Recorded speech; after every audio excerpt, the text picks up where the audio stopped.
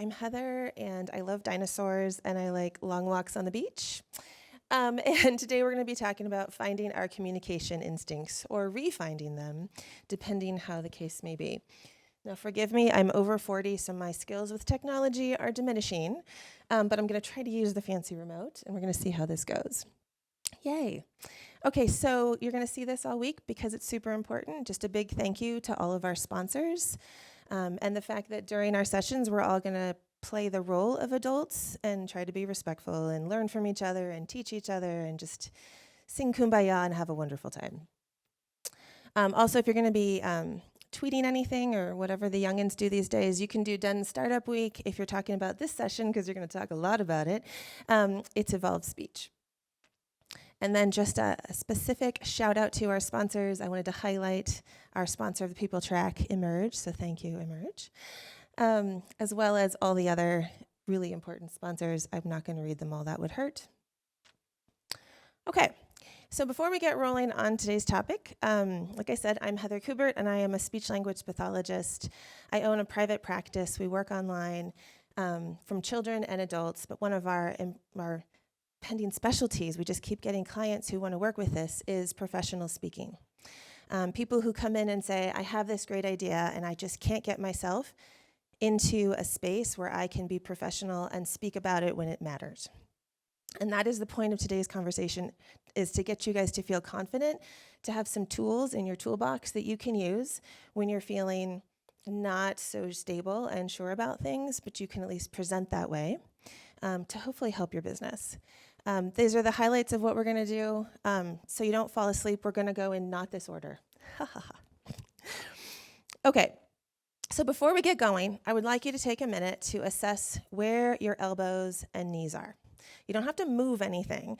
I just want you to do a little body check. Where are my elbows relative to my body? Are they symmetrical? Is one doing something, gone rogue or something? Where are my knees? Where are my ankles? You don't have to tell me anything, but just bank this, and we're going to talk about it in a little bit. I also forgot to say something super important. This is going to be a pretty interactive session. I'm going to be asking for opinions and thoughts as we go along. For the introverts in the room, I will only call on you if you raise your hand. For the extroverts in the room, I just ask that you hold your answer until I call on you.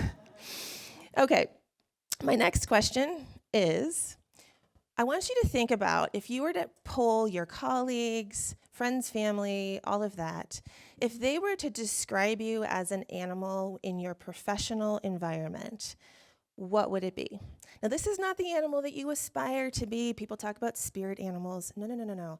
When you are in the daily grind, what kind of animal would they describe you as, and why? So I'm going to give you all just a minute to think about that.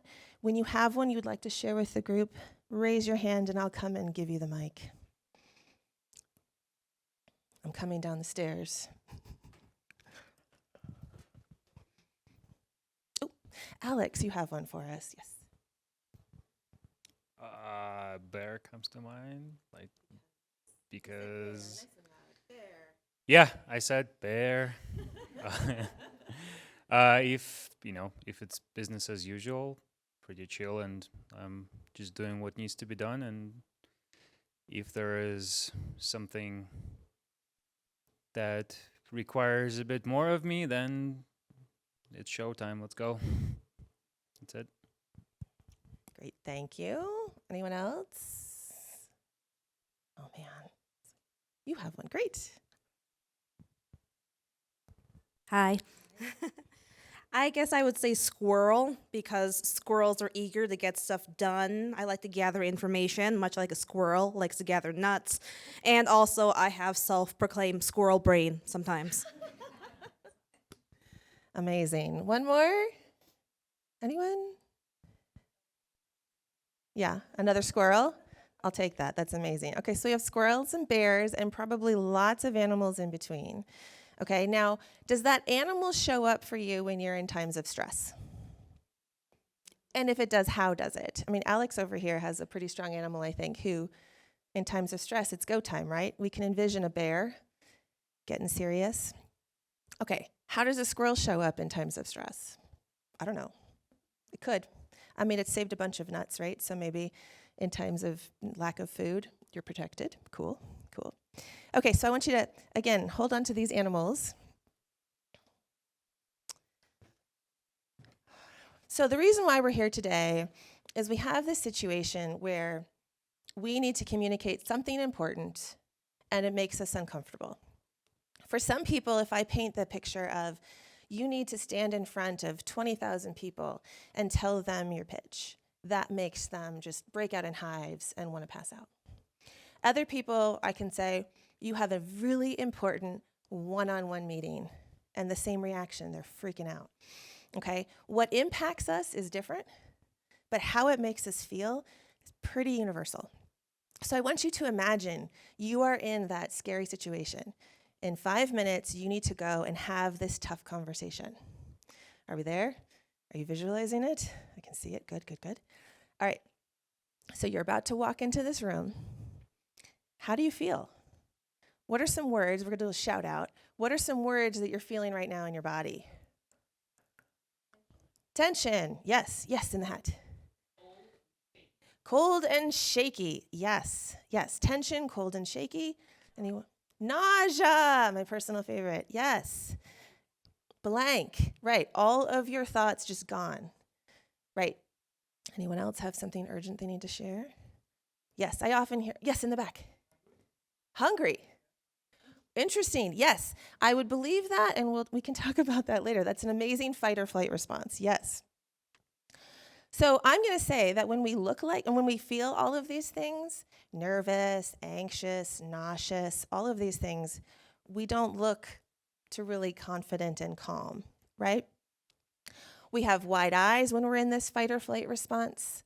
Our heart rate is just going a mile a minute. We're feeling that nausea. We're struggling to make eye contact because we're worried the ground is going to just swallow us up. Right? Does any of this resonate with anyone? I'm seeing some good. Okay. Okay, so we're so worried often with how we're feeling that it's so easy to forget how do we present on the outside. And that is the point of today, is to figure out how do we look when we're uncomfortable and how can we change that so we look the way we want people we're talking to see us as. And I'm going to argue for today's talk that all of this really looks like prey behavior. Okay, we're using this analogy comparing and contrasting prey to predators. Now, if we look at prey behavior, oh, I'm so sorry about that. Man, see, over 40 using technology. So prey behavior, all of those things, the wide eyes, the fast heart rate, this serves them so well, right? Because prey, the goal every day for a prey animal is to see tomorrow, right? They need to run fast, so the predator going after them isn't going to eat them. They need to constantly be looking around and looking for their next escape in case something tries to chase them, right? They are chronically ready to jump and run away for the sake of their lives. Okay, that's important. Predators, however, now I'm not talking about a predator who's hunting. I'm talking about a predator who's chill, right? I love the bear. I often use the grizzly bear as an example, right? Grizzly bear has had all the salmon that she wants for the day, and now she can just chill. What does a grizzly bear have to worry about outside of humans? Nothing, right? They can go as slow as they want.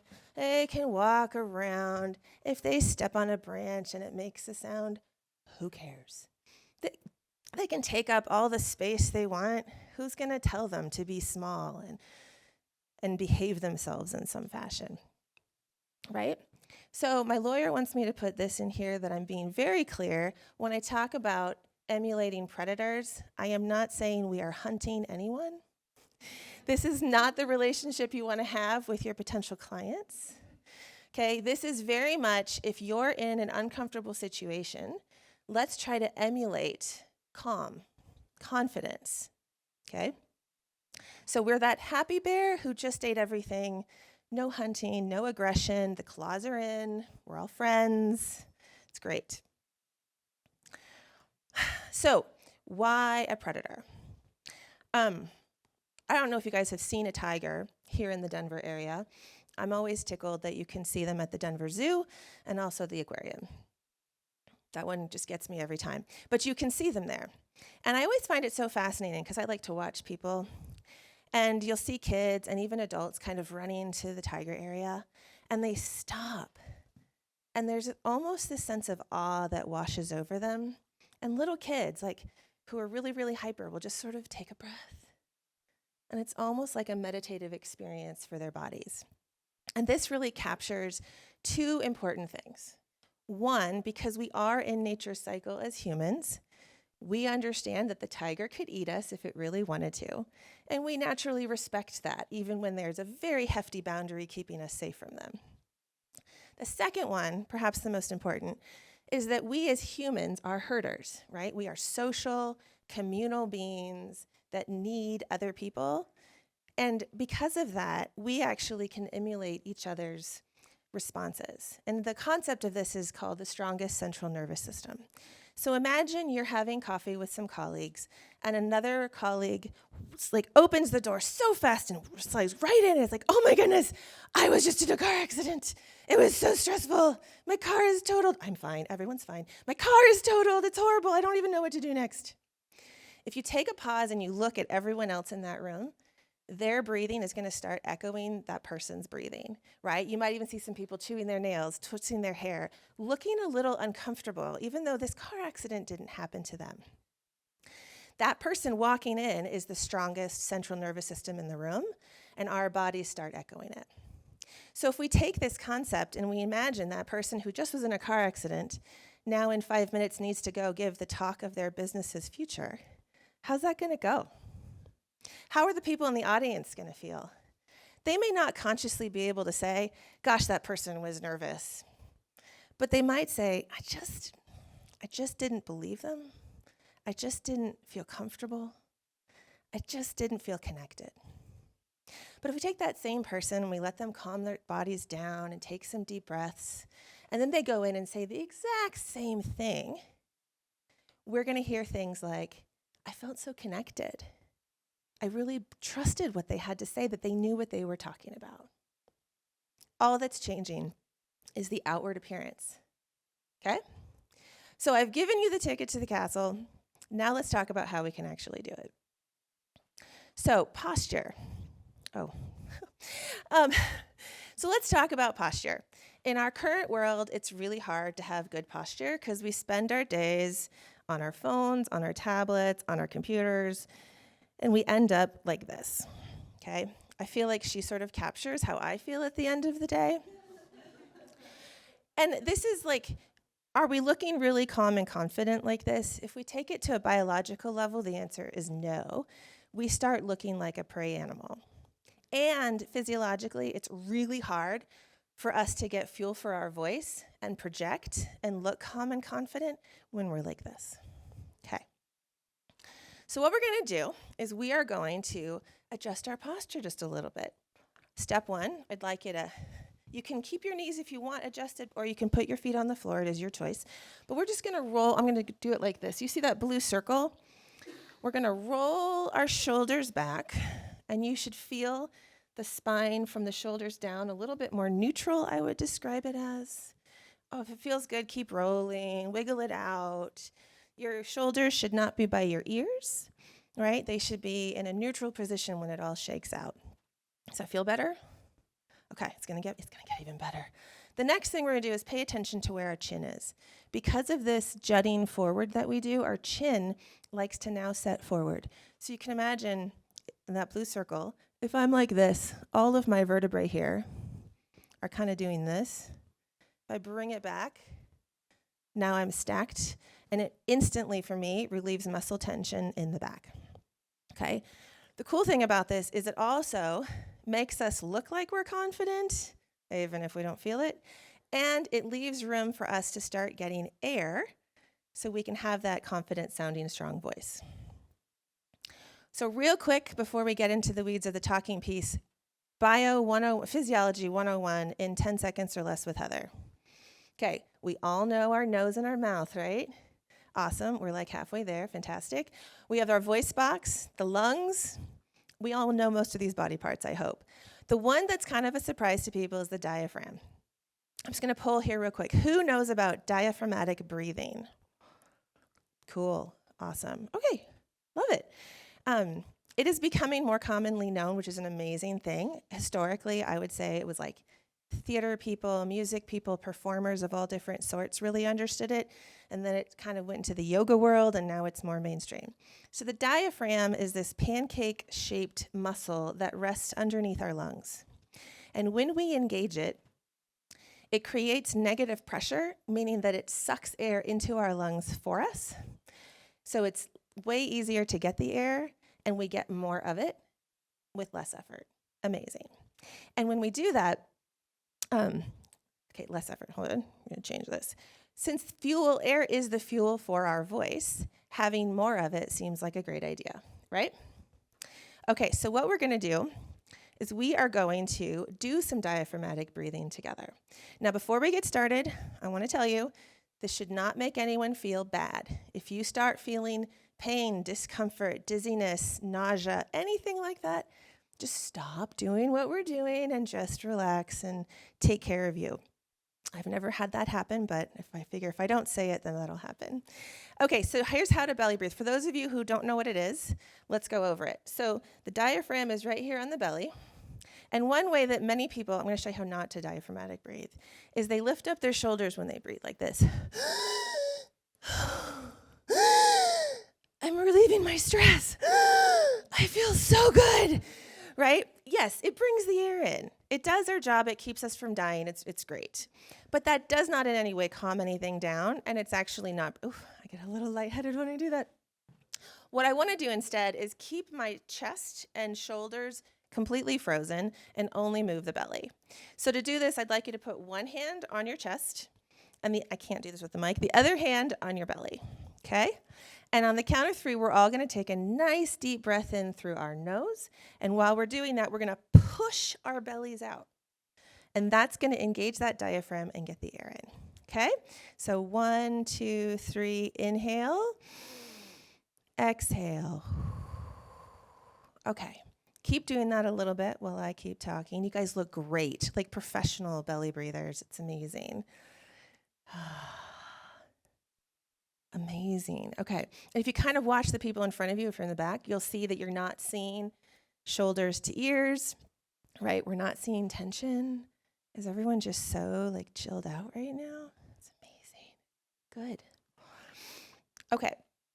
You guys can put your hands down and get yourselves comfortable. You can keep belly breathing if it feels good. No one says that you can't. Okay, the cool thing about belly breathing that is a relatively new find is this thing called the vagus nerve. So the vagus nerve, all nerves tend to start in our brain and they travel through different parts. The vagus nerve is named after the vagabond, the same Latin root or something, meaning that it travels through a lot of things. It travels from our brain all the way down around our heart, lungs, through the diaphragm, through the digestive tract. It's busy. Okay? And it's the thing that if there is something scary in front of us, like a presentation or a tiger, it's the thing that sends information from our brain to our body that says, you feel uncomfortable, you need to move. I am making you have butterflies, nausea, rapid breathing, all these things that are going to make you feel uncomfortable, so you will get out of here because this tiger or presentation are going to kill you. And that's really important from our safety and everything. Like the vagus nerve really does save us from things. But when there is something that's really important and that you know what, this isn't going to kill me. It's going to be hard. It's important. We can actually talk back to the vagus nerve and tell it, it's okay. And the magic way that we do that is this diaphragmatic breathing. It engages the vagus nerve, and it tells the vagus nerve we are still breathing slowly because nothing is killing us in this moment.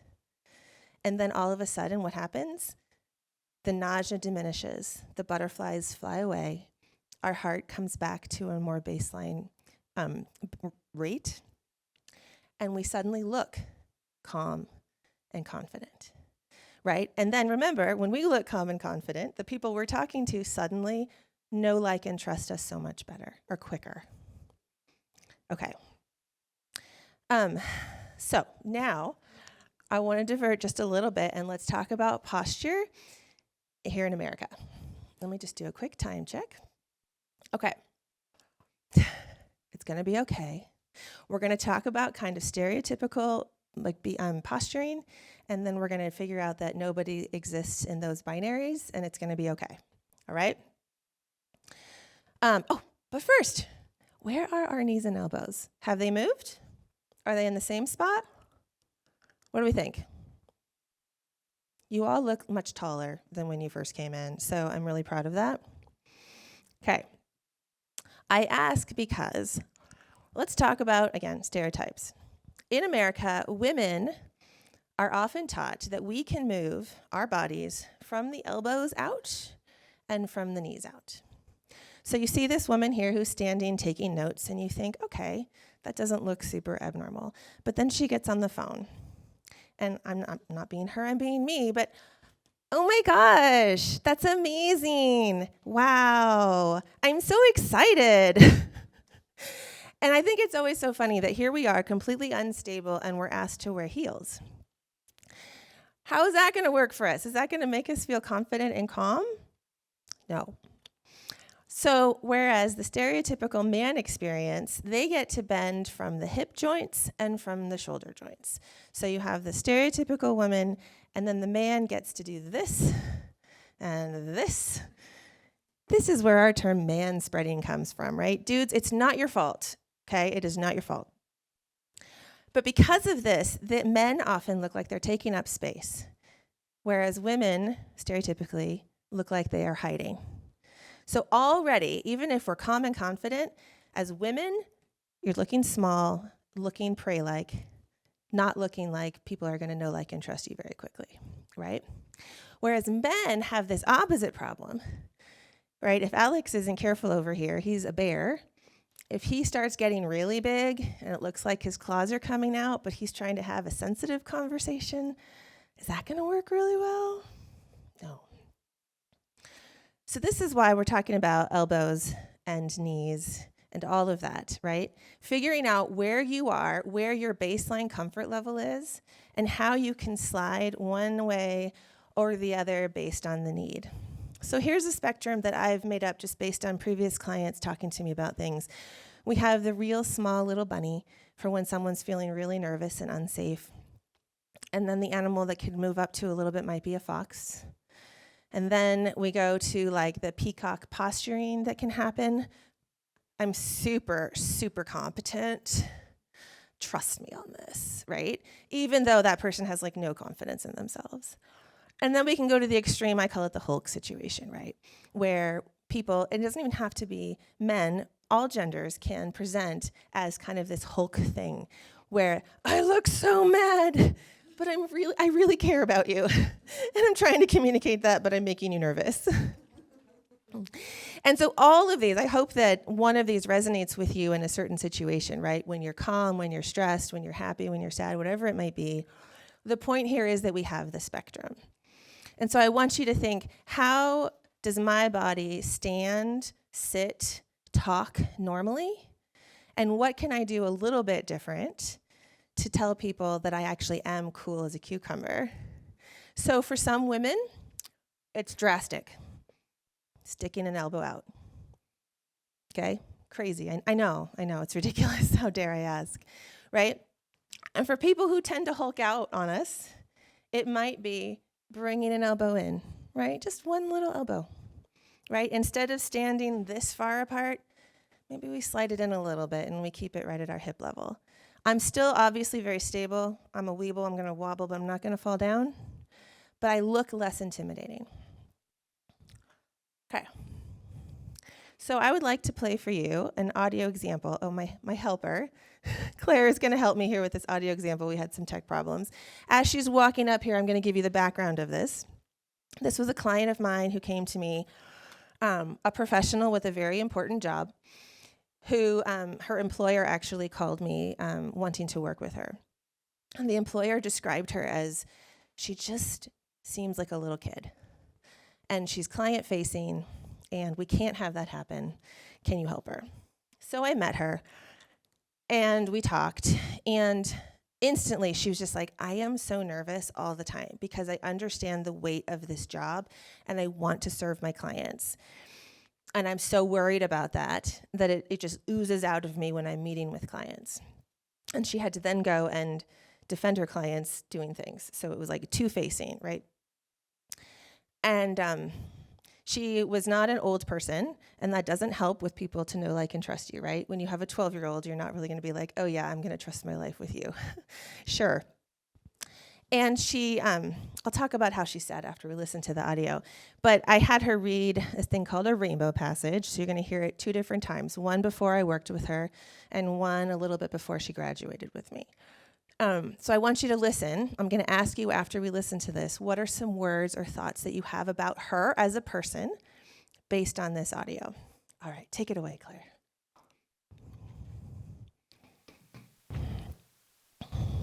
The rainbow passage. When the sunlight strikes raindrops in the air, they act as a prism and form a rainbow. The rainbow is a division of white light into many beautiful colors. These take the shape of a long round arch with its path high above and its 2 ends apparently beyond the horizon. Okay, perfect. There You can is, stop it. according to legend, a boy. Thank you so much. Okay, so what are our thoughts about this person? Yes.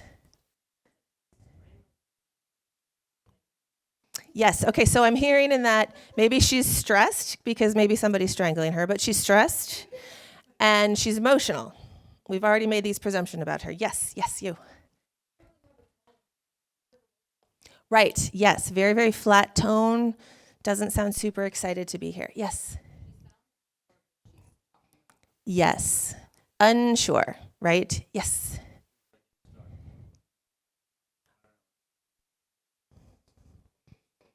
Yes, exactly. It's coming from the throat. Yes, way in the back. We can tell we have another speech therapist in the back here.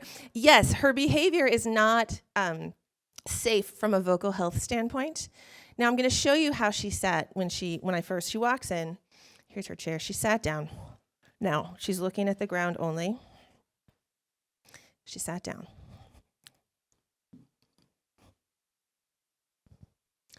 Hi, my name is Client X, and I'm really stressed. I mean, look at this. Where are my shoulders? How am I breathing at all? How big and confident do I look? Right?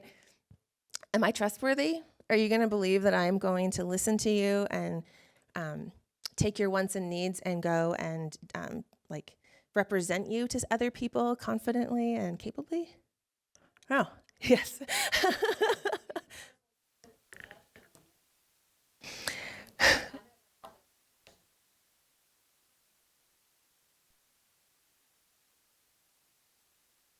Right. You're right that some people certainly are. And I'm going to argue that the masses are not going to. They are going to pass those people by and not give them the chance. So we talked about body posture to begin with and just tried to open her up a little bit. We even worked in the fact of walking into a room, because when she would walk into a room, she'd look at the doorknob, come here. Hi, I'm so-and-so. I'm here to help you with this really important thing, and I'm really motivated. Okay. So instead, we always look at the doorknob so we don't miss it. As soon as we have the doorknob, we don't need to look at it anymore, right? It's not going anywhere. And then we can walk. We know the ground's not going to fall from underneath us. And we can look where we're sitting so we don't fall into the ground. And then we can even cross our knees if we want to, cross our ankles, it doesn't matter. But I still have this space to do my diaphragmatic breathing. I'm holding my shoulders, my spine's in alignment. I might look more confident. Okay, so we did this. You can press play on the after, please. I have 13 seconds to keep talking. We worked for about 6 sessions, and the audio isn't great on this one. I apologize, but here's what she sounds like. When the sunlight strikes raindrops in the air, they act as a prism and form a rainbow. The rainbow is a division of white light into many beautiful colors. These can take the shape of a long round arc with its path high above and its two ends apparently beyond the horizon. There is, according to legend, Okay, same person, same words. What do we think about her now? Energetic, yes. Yeah. Professional, what was that? Sounds brighter. Yes, professional, the other hat. Yeah. Positive. Isn't that amazing? Absolutely zero change of the message that she's sending, and our perception is so wildly different. Okay? The tools that she's using are above and beyond what we're talking about today, but the foundation of it is the belly breathing, the posture, the body awareness. Now, when we talked about animals with her, she was one of my early clients working on this. She instantly had told me, I feel like a scared bunny all of the time in the office. And I said, okay, great. And I gave her a list of predators. So in the world of predators, for those who aren't bio-oriented, there's a term called apex predators. They're the ones that nobody can eat them. And so I gave her a list of those predators, and she came back and she says, none of these are me. I did some Googling, I've thought it through, I've talked to the people that are important in my life, and I've realized I need to be a fox. And I said, okay, great. What is it about a fox that's connecting with you? And she said, well, everybody knows a fox is smart. Nobody questions it. And she says, and they're cunning, and I feel like they would certainly help defend a client or represent a client. And she says, but they're just so cute. And and therefore approachable, and clients are going to know that I also care. And for her, those were really, really important cornerstones of who she wanted to be professionally and how she wanted people to see her. So as soon as she hung on to that fox piece, she was so comfortable with it and really was able to blossom into this in a very, very short period of time and find kind of who she wanted to be professionally. So with that, uh-oh. the rainbow path. Oh no, let's see. Oh good, okay. So what we're gonna do now with a few minutes is I'm gonna have you think about what predator you might want to emulate when you are in one of these scary, stressful conversations, okay? This is not an exhaustive list, my apologies that it's small, but it should get you started. It's the top 50 predators that live in North America. And it's super random, which is beautiful, because you can choose, are you a flying predator? Are you a swimming predator? Are you a land predator? Are you nocturnal? Are you an apex predator? Are you lower on the chain, right? I'm gonna list a few of them to get you thinking. Orca, jaguar, T-Rex, snowy owl, dolphin, American bullfrog, Komodo dragon, southern giant petrel, that's some sort of a bird, black-backed gull, lots of birds, brown bears, vultures, Tasmanian devil, okay? I'd like you to think, what kind of animal would you like to emulate and why? What is it that this creature does that you wish you could do in scary or tough situations? So I'll give you a minute and then we'll see if anybody who's ready to volunteer some of their thoughts on this. So I'll turn my mic off and try to be quiet for 1 minute.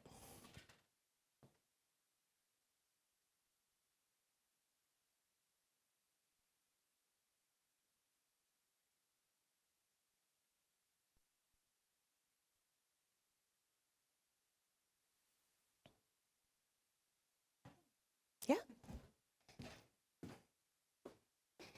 All right, share with the group. Hello. I thought that I always have identified with a lion, and that's how people have perceived me. But I would like to identify with a dolphin because they seem to be enjoying nature all the time, being playful, and just calm down. I had the opportunity to enjoy dolphins like the last 2 years because I was living in Mexico, and I love them. They are so peaceful, and they bring me peace, and that's what I want to bring to people. Amazing. Yes, dolphins are one of the few animals that naturally play, right? Like as adults. I love it. They live communally. They're very efficient. There's that water piece that some people really find compelling. Anyone else? Who's up next? Yes. So normally I would identify more with like a honey badger persistence. But I think like to choose, I would actually go towards a lion because patience, I envision like patience, like waiting for the right opportunity without the stress. That is more aspirational for me. Very astute observations from people so far. Okay, we have time for one more. This side of the room. Yes, excellent. I like the idea of an owl because you can see 360. I think those owls can, and see from a high level, but still take action. I love it. I love it. Okay. So if you haven't thought up your animal, that's fine. This obviously can be a take-home assignment, and you can work on this. In the years that I've been working on this model, I've gotten a variety of answers and levels of intensity of those answers. So sometimes it's like 3 bullet points, and sometimes it's like 10 pages. There is no wrong here, but I think what's so insightful is this: it gets us out of our brain and back into our body, right? Thinking about, how do I want to feel in these tougher situations, right? How do I want to look, even when I'm not feeling great? How do I want to look, and how can I do that? Now, I want to warn you, a lot of people want to take this and say, okay, I have a TED Talk tomorrow, and I'm going to use all these skills, and it's going to be fantastic.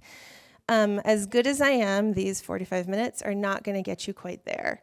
So what I would say, if you want to test drive your animal, and I highly recommend you do that, go order coffee with it. See, right? Somebody you don't, not even at your regular coffee place. Go somewhere out of your bubble, go order coffee and see how it feels. Do you get the same responses that you usually do, or is it different? How does it feel? What is it that worked? What is it that needs to be tweaked? And then constantly pushing it into something that's a little bit scarier, and a little bit scarier, because then when you need to do this big, scary, important conversation, this is second nature to you. You're belly breathing, you're holding yourself up straight, right? And you're the animal. I like to say, what would T-Rex do? What would the jaguar do? Let's see. Ooh. So before we're all done, are there any questions or comments about this? Any thoughts? Yeah.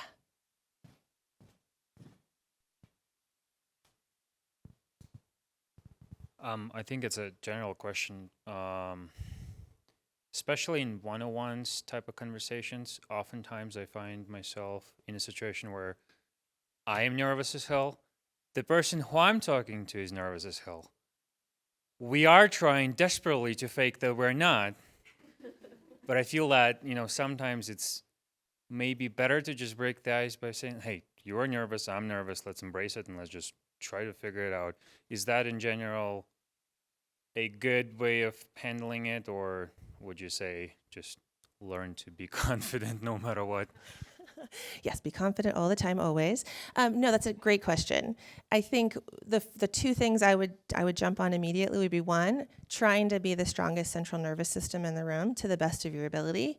And then if it's in a situation where you can be open and transparent about it, why not? Right? I think in our culture, showing a little bit of vulnerability makes us so much more human and connected to other people, and it's so uncommon. Again, if they feel like it's a safe space, for sure. Any other questions? Yes. There are predators in the room. So this happens usually in colleagues. I show up confident, but I'm in I'm in a position of vulnerability because they cannot fire me, and I show up confident, but it quickly becomes just them wanting to dominate. And how do you show confidence without being arrogant and without honesty? That's tragically what I do sometimes. These are really good questions.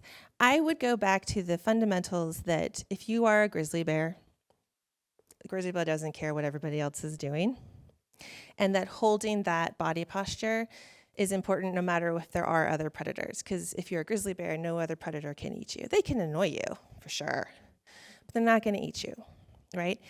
And that gets into the 201, 301 level of this whole philosophy, right? That when you're having to deal with somebody who's just inherently not respecting you, this model can take you a little bit of the way there, but there's some other work to be done for sure. Yeah. But I think step one is still just continue to take up your space, right? And you're teaching them at least, I'm here. I'm participating. And I don't really care that you're peacocking over there. Keep going. All right, any other? Yes.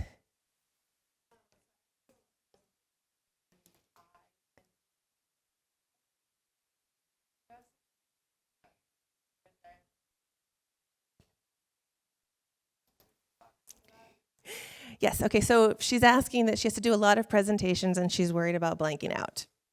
And will diaphragmatic breathing help? Yes, it will.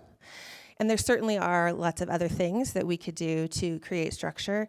So if you do blank out, you have sometimes like a physical thing, right? Or categorizing things or lumping them into certain ways. There's a lot of other strategies for sure to layer onto this. I won't bore us all with the details. We only have so much time today, but it's a great question. All right, any more?